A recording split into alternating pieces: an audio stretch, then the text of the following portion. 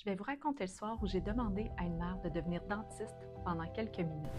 J'étais au restaurant avec des amis quand je reçois un appel. Mon fils vient d'avoir un accident, sa palette est sortie au complet avec la racine. Le garçon avait 12 ans. C'était pas une dent de bébé, c'était une dent permanente. Et là, je devais prendre une décision rapidement. Option 1, mettre la dent dans du lait et attendre au lendemain. L'option 2, tenter de sauver la dent immédiatement. J'ai choisi l'option 2.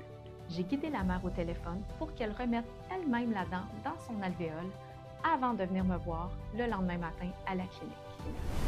Voici pourquoi. Dans ce type d'accident, chaque minute compte. Plus une dent permanente reste hors de la bouche, plus ses chances de survie diminuent.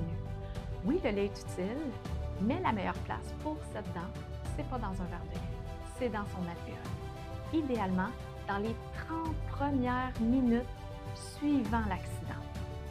Dans cette histoire, cette décision a probablement changé complètement le pronostic de cette dent.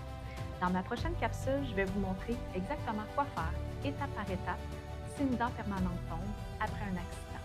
Parce qu'un parent, un enseignant, un éducateur peut parfois sauver une dent avant même d'arriver chez le dentiste. Et vous, saviez-vous qu'on pouvait remettre une dent permanente en place soi-même avant d'arriver à la clinique?